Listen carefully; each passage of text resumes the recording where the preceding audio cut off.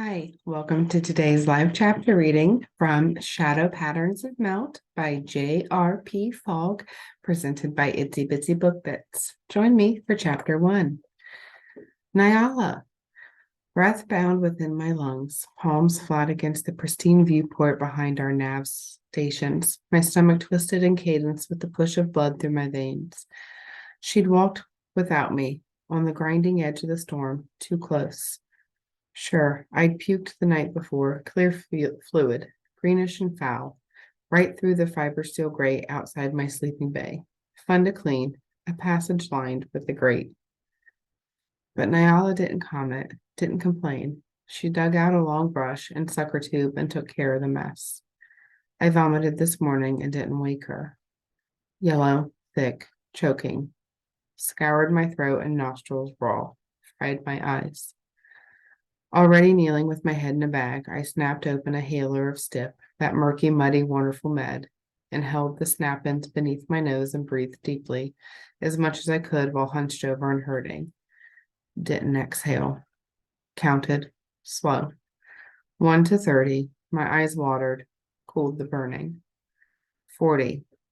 Exhaled a tiny puff of brown. 60. My view of the bag blurred, my throat a ladder for crawling, grasping feet. 80. Wanted to retch. Needed to. 97. Gagged. Spat. Crushed the little ship beneath the heel of my hand, relishing the cracked pop of its ruptured shell. Grinned through my dizziness, knowing I would have passed out at 99. Polonia, no doubt, early stage. Caught at our last dock. Their water should have been safe. Big mistake. Mine, never again. No matter who inspected, no matter what they claimed. Next time, flash the tank, flash the water. When my stomach drew a blank, I decided to finish my watch, alone. But my hands decided otherwise.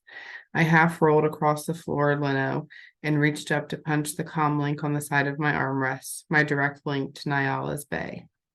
We slid into the storm and alarms hooted in distress as the link opened. I pushed myself onto my hands and knees, my face reflected into a distorted ripple by the gleaming bollard supporting my station. Widely spaced gray eyes bloodshot by the wretchedness that used to be my stomach, my bare scalp wet with sweat. Even then, I sensed danger before it touched us, just in time. Deck C, Nialla, I panted. Slap patches. By the time she shouted back, I pulled myself up into my station, hit the auto barrel, flipped on the internal viewer, sealed the upper deck, and glanced up at the screen to watch Nialla dive out of the shaft between B and C. She landed gracefully in our low G, a perfect three-pointer on toes in one hand, reached up, punched the stub to release the entire panel of the half-grown slap patches, and then flattened her body on the grate out of their way. It was a risk releasing them early, not knowing if they'd fly or flutter uselessly, the rich scent of chocolate honey wafting behind. But the trio of loose, full-grown patches that hovered near the shaft flew before she arrived. Their absence confirmed what my body had reacted to while my brain scrambled to catch up. We had been hit before Nialla's spectacular, stark, naked, catch-your-breath-in-your-throat dive. Red edges, rippling grayish-blue tails hanging down, 4 of the newly released patches sailed free to hover above Nialla's spine. A smaller 5th patch struggled near the panel, barely holding on to its flight. Though not fully grown and fighting hard, the mantis-shaped patch was bigger than my foot.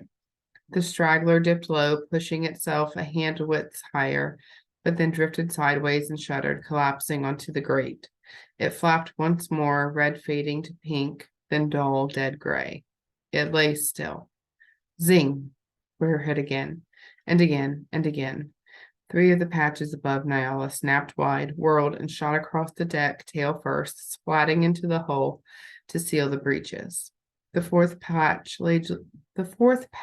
turned lazily and then abruptly juked sideways and dove straight down, coiling itself into a finger-wide streak of red and blue to slither through the grate next to Nialla's hip. A faint slap sounded. Mission accomplished. Nialla lifted her head and twisted sideways to glance at the converging triple patch, now happily fulfilled, burrowing into the punctured holes in the far hull.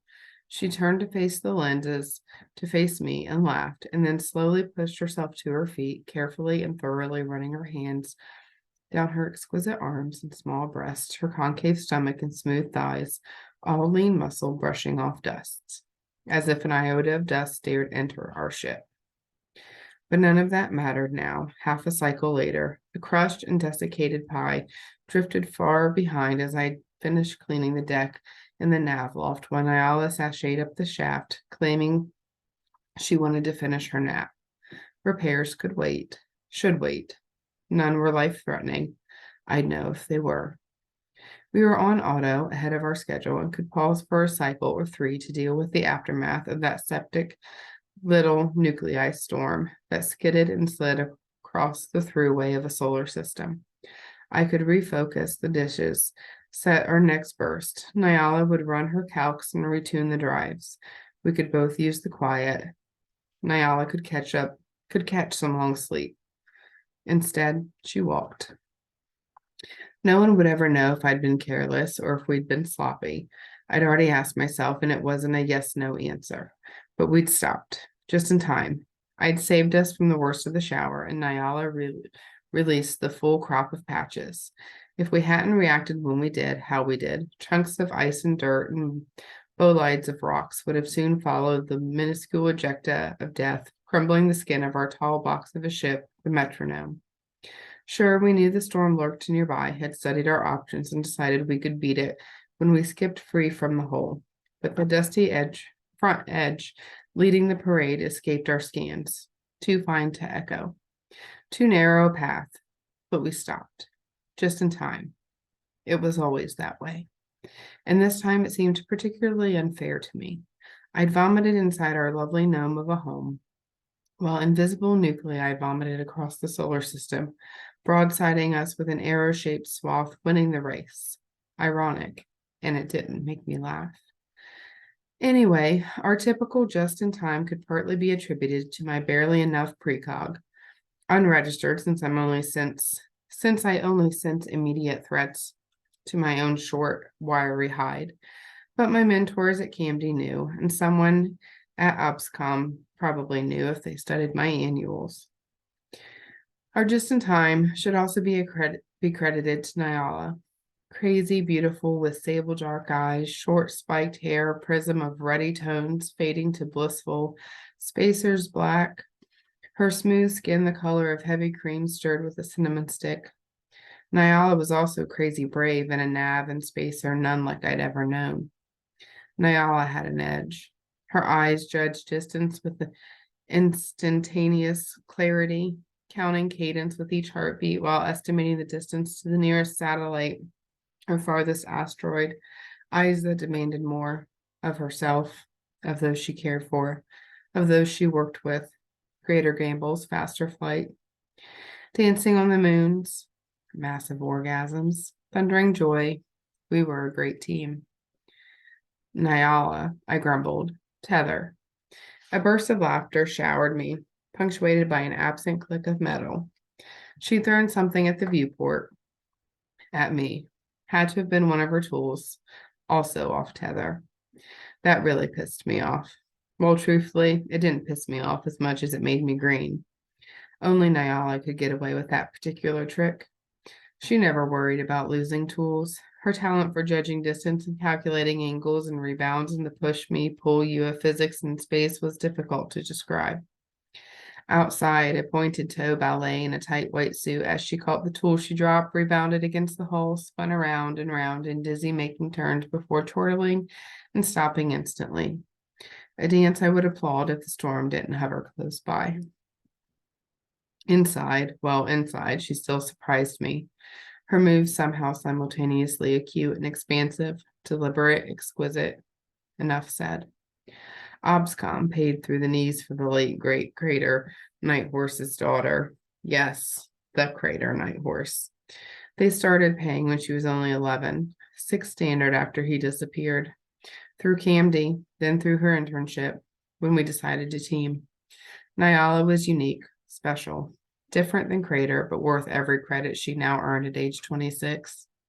She knew it. I knew it too. As if you tether, Nialla said, intent again upon her task. In fact, come out and hook me up. When you barf in your helmet, you can sleep out here till the stink is gone. I groaned, flattened both palms against my gut. The thought of vomiting again made my muscles knot tight, from behind my eyes down to my crotch. Nialla felt dirty. I've already screened the triple patcher, she continued. Poor old gnome has an ugly blue zit. I didn't trust the Concord alone for that, too wide and too close. The trio gutted us, so I couldn't make it pretty. Good thing you woke me when you did. I nodded, even though she couldn't see me, as I watched her now languid waltz against the background flashes of myriad suns screaming mutely for attention in the all night of space. Prickles of color and light against a carbon so rich and deep and soft you wanted to roll in it. I'll be in after the single shot, she said. Her gloved right hand unclipped a finger-wide blue and silver striped cylinder from her belt. Boot half tucked into a hull loop, Nialla touched the ship's skin with the flat end of the cylinder and pressed down, injecting Concord into the outside end of one of those solos. Concord. It reached for the blue tail of the slip patches, and when the two mated and sealed the breach, well, you didn't want to get in the way or join in the mating ritual. I think I'll leave the dishes for you, she continued, unperturbed that I hadn't responded to her threat or typical chatter. I usually didn't, so you don't feel filthy about me doing the heavy lifting. The dishes, my specialty. The care and feeding of comm systems. Didn't matter what kind, where they were. She'd better leave them for me.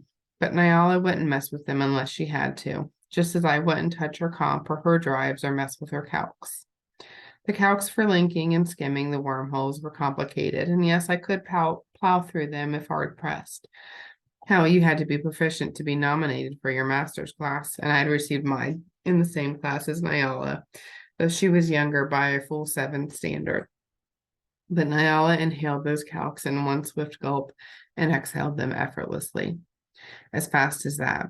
I swear our comp shivered when she approached, and she could skim holes as easily as skipping a rock across the smoothest of waters, skip after skip after skip.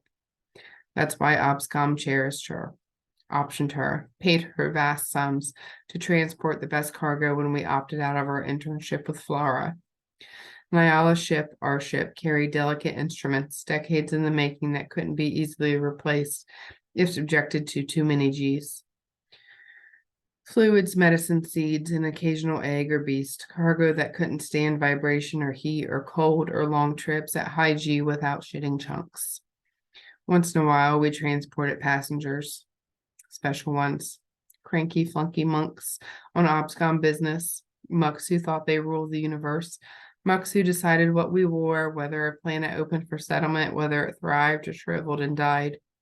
You know, cargo.